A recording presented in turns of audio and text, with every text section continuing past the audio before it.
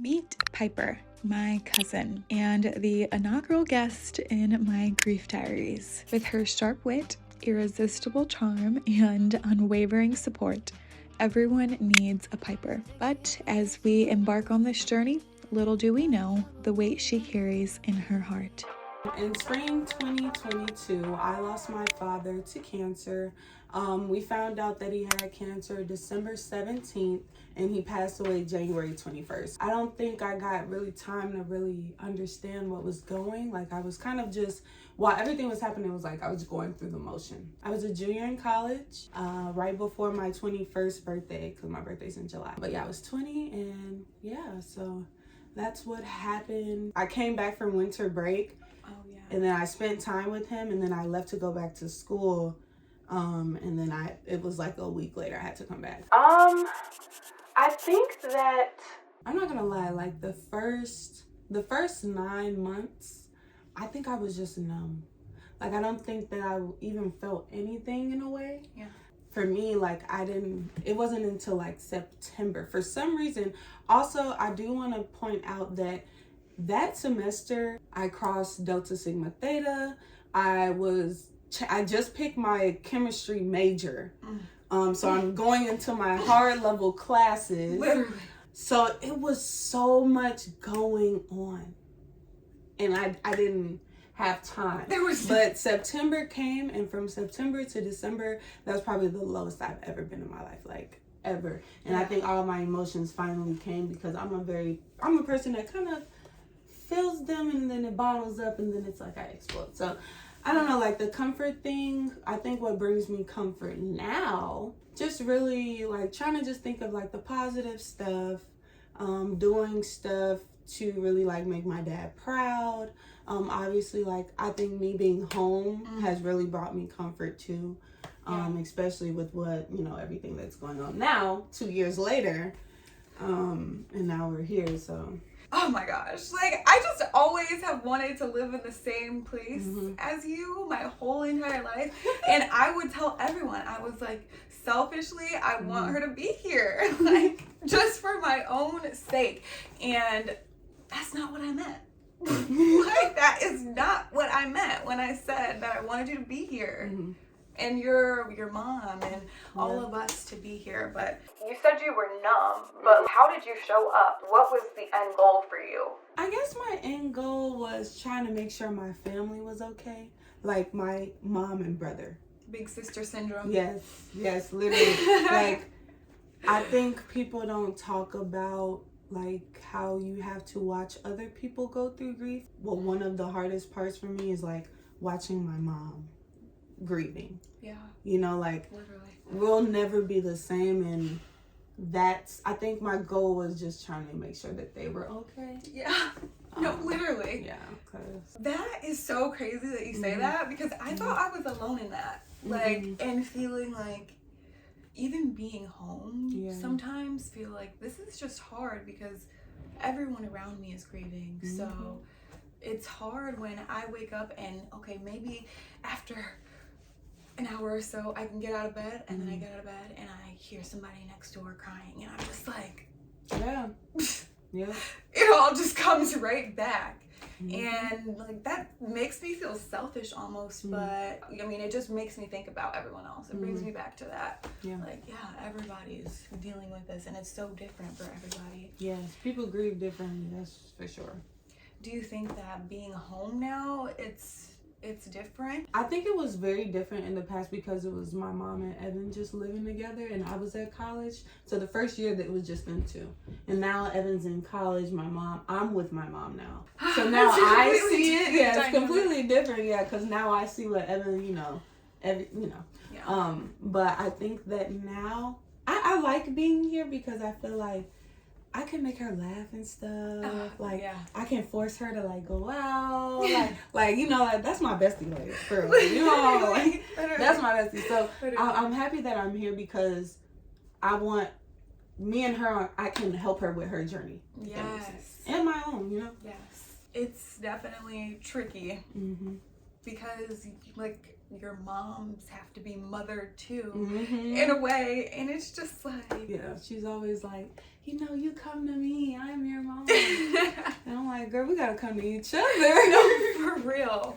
The biggest thing from all of this is that that's what my dad did. Like he was the one who would like comfort all of us. Yeah. So you gotta do it. You gotta like just hug your mom. Give the people who are around you a hug. But like literally, like sometimes it's all that someone needs to just take them to the next hour or whatever. And being around family definitely helps all of that. What's heavy on my mind is the fact that you said the 9-month mark is when you started to feel everything, because it hasn't even been 2 months. Like I said, it's different for everyone. Yeah, I mean, so of course. Like, how do you feel like you're dealing with your emotions now? Because I really don't know. Like, do you? No, I don't. Okay, so I watched something today that this girl said she had a positive experience with grief, and I was like, I have never heard anybody say that ever. And I'm just like, wait a minute, people have positive experience with grief. And not saying that my experience has been positive,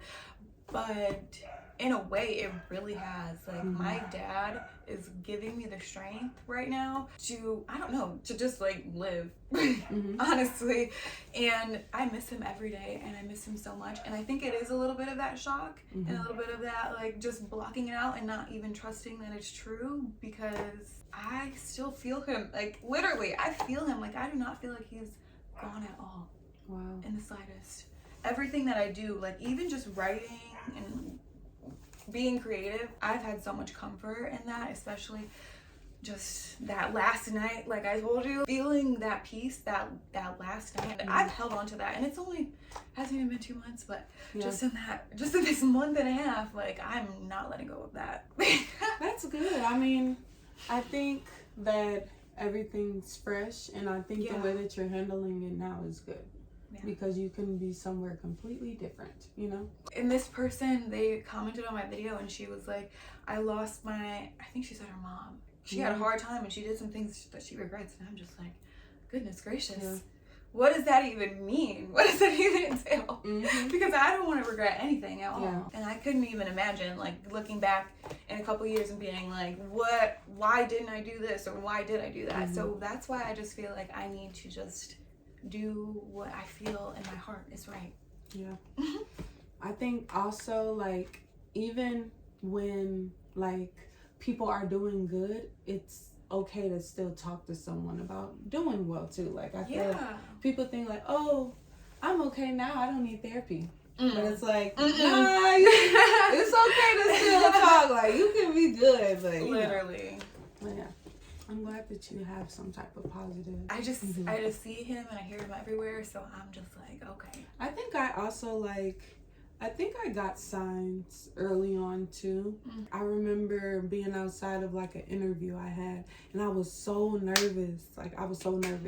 And then I look at the door, and the name on the door is Kevin. I said, oh, he's right what there. What you doing? I was like, ain't no way. And then it was like one time where I was driving, and like the radio station, like something on the radio was like, Kevin Smith. And I said, or like it was crazy stuff that was happening. Or like certain songs playing. Yeah. Like certain songs at like specific times. Like I used to get that all the time. Yeah. That is amazing that you're able to experience that. And you said early on, but really I think a lot of people experience that early on because that's what they're looking for. And your loved ones will always give you signs, no matter how long it's been. If you just listen and you look out for them, like they're going to give you signs because they are there. You're a science major, you know. You can know. Newton's law. What is Newton's law? Newton's first law. Your daddy is right here. He's not gone. Energy cannot be created nor destroyed. Literally. So just listen and you shall hear the signs. Like when I had my meeting for school yesterday, I I was like, I won't be able to start the fall semester because I'm going to Italy. So what are we going to do? And she's like, oh, there's a late semester and it starts on September 17th, my dad's birthday. Dang. I was like, that's crazy. Well, I guess I have to go to school now. You're because right. He obviously no, wants me to go. Specific, yeah. Like, really? Through all of that, like, how do you continue to show up today, right now? So me and my dad had a conversation, like, right before he passed. It was about school because I was Lord. I was always like, I don't know what I want to do. And what did he say? He was like, Pyper, like, your journey is your own. That was what he said. And I was like, I know. And he was like, Pyper, like, you don't do what you love. He was very much a do what you love type of person. Yeah. So he just wanted me to be happy. Yeah, I just keep that in mind. Like, my journey is my own. I try not to compare myself to other people. Try to just reach the goals that I have for myself, you know? Yeah, I completely understand that. And I'm so proud of you. Like, I literally, just so you know, I brag about you to everybody. Oh my gosh. Like, literally everybody I know. I'm sorry. I just thought about something like, So let's talk about grief because... Let's talk about it. The beginning of this year. Okay, so... I lost my dad January 2022, and 2 years later, I lose my grandmother, his mother, my granny. She was 89. No, she was 90 years old. I was about to say, yeah, my bad. She was 90. My bad, period.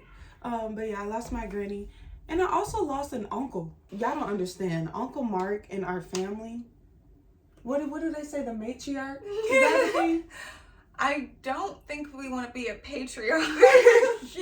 I cannot describe how he's impacting my life, how he's impacting Colin. And then lost Uncle Bucky, who is Colin's granddad. That was crazy. I just needed to say that. It's going to take a long time to process what just happened. Yeah, so I don't know. I don't think that I think I'm also reacting the same way. Like, I'm numb. Yeah.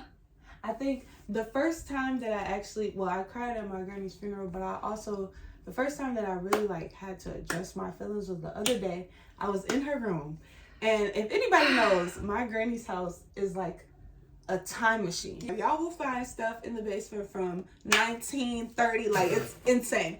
So I go in her room and I find this cassette player, and so I just play it, and it was this beautiful gospel song. And it was the song I needed at the time. And then I opened up the tape and it was like meditation songs for Gloria Smith. And I was like, oh my gosh. And I broke down. I broke down. I had a moment and I was like, this is the first time that I cried. I needed that cry. But it's like stuff like that. Like, my granny is with me. But I think this time around, I think I'm going to take the steps needed to address those. Good job. This is the step. Just talking. And you gotta do what you can. You know, it's really hard to talk about this stuff. Like you told me, she lived an amazing life. Yeah. She 90 years, y'all. I could tell y'all some stories. Don't overthink it, that's for sure. That I have another beautiful topic too. What? You didn't even come with the notes. Off the dome. Off the dome. Question: what does support look like to you? That is a great question. Wow. I need you on my discussion post. I think that support is listening. That's my biggest thing. Okay. Because my dad, he listened to anything that I had to say. Like, I came up with the most random things at all times. And he just would listen, wouldn't judge. And I just need that. I don't need advice. That's what I've been telling people. Stop giving me advice. I don't need advice unless I ask for advice. Okay. There have been moments where people say the most dumb, like, why would you say that? Like, this, really? One of my pet peeves, somebody comes up to you, you gotta be strong for your family. Like, what? How? Sometimes people do say just dumb stuff, and it's just like, okay, just listen to what I'm saying. Yeah. Yes. I agree. Because I read something and it was like, women just want you to listen because they probably already thought of a solution. They've already thought of everything and it's not gonna work. Literally. So we just need to vent. Yeah. What does support look like for you? That's a great question. So I'm a terrible texter. Me too. You know, but I do appreciate those text messages, like random text messages. Okay. I do appreciate those. I think support is showing up. I love the listening aspect that you brought up. And just being there, you know, if I needed to vent, just listening to. I think after, you know, losing someone like that major in your life, it gives you a different perspective. Like, I had a friend whose dad passed away when we were younger, like in 6th grade. 11, you're not thinking to do, you know, reach out to your friends 24/7 and all that stuff. But I was like, you know what? I could have showed up more, you know?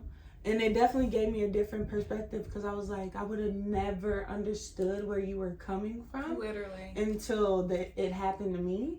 So I was like, you know what? I wish I would have, you know, recognized that. Even when it comes to like Aunt Rhonda, when we were younger, she was a major loss too. Oh, for sure. And I was like, and how old were we? We were what? We were young. Yeah. And looking back on, I was like, dang, they were really going through something, and I wish I would have, you know, did that. And yeah, that's just hard to recognize that unless you've been through it. So it's definitely a wake-up call, y'all. It's a lot. That's horrible. Patience, I think. Patience is a good one. Yeah, I think that grief is definitely not linear. Thanks for coming on, and I'm happy to hear that you want to do this again. Yes. So we definitely will. Look forward to another one,